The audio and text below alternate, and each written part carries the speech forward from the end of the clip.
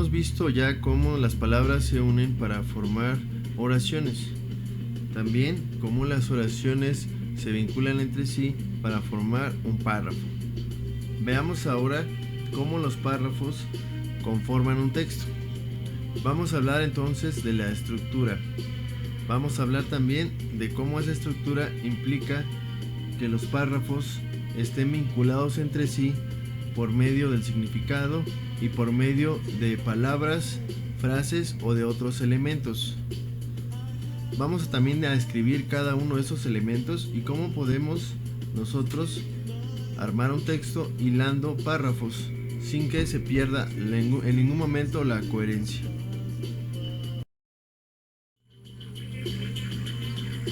Todo texto tiene tres partes principales: introducción, desarrollo y conclusión, las cuales son comunes a todo tipo de texto. La introducción contiene el tema principal. El desarrollo presenta lo que concierne a ese tema. Y la conclusión o cierre termina las ideas relativas al tema.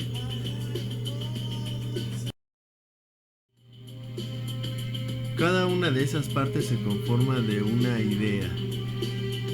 A esta le llamamos ideas principales. Estas van a detonar todo el texto. Y la manera en que lo hacen es con el apoyo de otras ideas, llamadas ideas secundarias.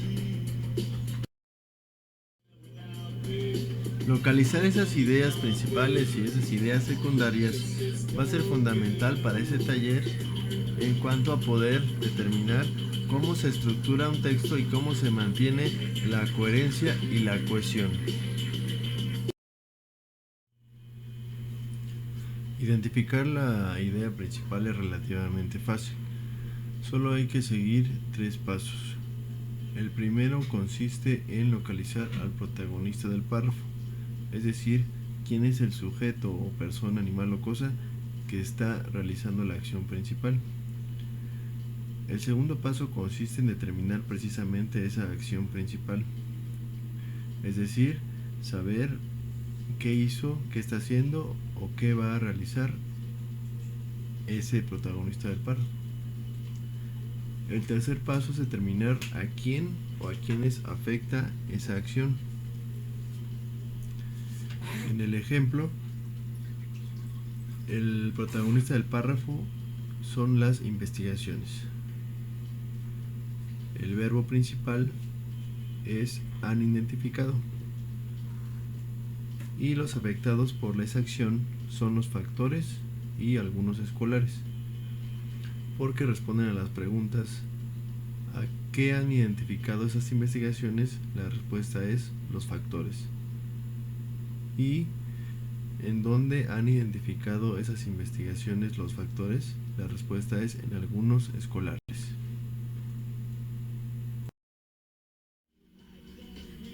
De esta manera, la idea principal queda: investigaciones han identificado factores en algunos escolares con problemas. Se oye algo así como incompleta. Sin embargo, una idea principal precisamente necesita complementarse con las ideas secundarias. En este caso, ocultando la idea principal del párrafo anterior, vemos cómo las ideas principales están ahí alrededor de los elementos de la idea principal. Un tip para identificar las ideas principales es que estas no están introducidas o no tienen al interior las diversas conjunciones que hemos visto. Por ejemplo, en primer término vemos como la de Hernández y Ortega 2004 sobre la escuela y la familia. Como ya sabemos, esta oración, que es una oración subordinada, por sí sola no se entiende.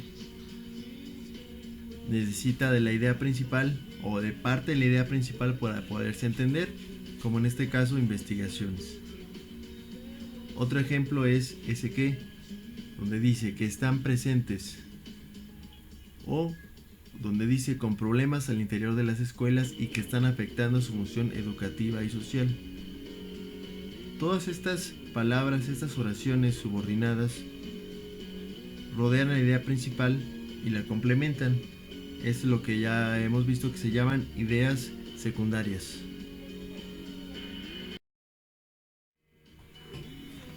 Otra manera para localizar la idea principal consiste en deshacernos de toda aquella información accesoria o que complementa al nombre, verbo y circunstancias principales. En el ejemplo dice: la muerte lenta, añosa, inesperada, persistente, embrionaria en cada ser, no la espiritual sino la guillotina física, alcanzó a Gaspar Villalba cuando éste había decidido cambiar su obsesión mortuoria por otra más alegre, el amor. En este caso podemos identificar que palabras como lenta, añosa, inesperada, persistente, embrionaria pueden quitarse, puesto que se refieren a la muerte. Después también podemos quitar aquella oración encabezada por la conjunción sino y aquella encabezada por la conjunción cuando. De ahí hasta el punto final. De esta manera, la idea principal, ya despojada de toda esa información accesoria, quedaría como sigue: la muerte alcanzó a Gaspar Villalba. Ese procedimiento se le llama reducción.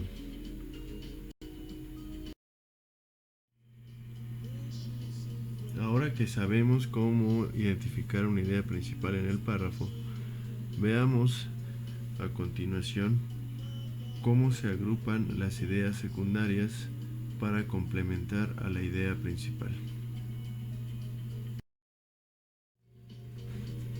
Las ideas secundarias tienen diversas funciones. Una de ellas es la de aportar datos, otra aportar ejemplos, una más se refiere con explicar esos ejemplos y la última suele ser la de rematar la idea principal o terminarla. En cuanto a los datos y el párrafo que vimos anteriormente, estos se muestran cuando menciona a Hernández y Ortega como autores de esas investigaciones, las cuales se complementan con acerca de la escuela, la familia y algunos escolares con los problemas. El ejemplo en este párrafo es la frase que dice: entre ellos podemos mencionar el deterioro familiar. A continuación viene lo que corresponde a la explicación de ese ejemplo, que consiste en la frase que dice: poca disciplina, escasas relaciones, en el descontrol de la expresión de los afectos, sentimientos y emociones, etc. Por último, tenemos el remate de esta idea principal, que en este caso es un refuerzo de lo que se dijo al principio del párrafo. Aquí en este caso se cita a un autor y lo que menciona respecto al tema.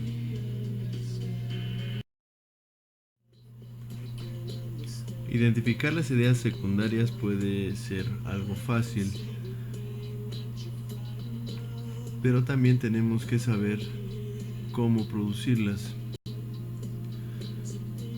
Como podemos adivinar, las vamos a generar a partir de la idea principal.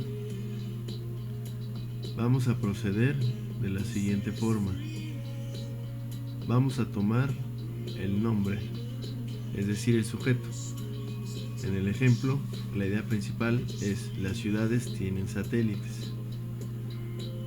Vamos a tomar, como les decía, el nombre, es decir, el sujeto, las ciudades.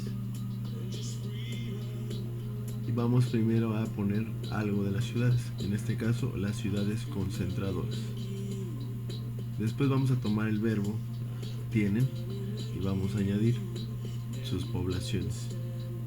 La oración resultante, algo más larga, dice: las ciudades concentradoras tienen sus poblaciones satélites. Enseguida vamos a tomar de nuevo el sujeto y vamos a añadirle otros datos. Las ciudades concentradoras, como el caso de Acapulco. También al predicado vamos a añadirle una precisión más. Quedaría: tienen sus pequeñas poblaciones satélites. Al final, la oración completa dice: las ciudades concentradoras, como el caso de Acapulco, tienen sus pequeñas poblaciones satélites. Podemos observar cómo la idea principal ha crecido y sus elementos se han visto interrumpidos por otras oraciones, que son las oraciones subordinadas que hemos visto en la unidad anterior.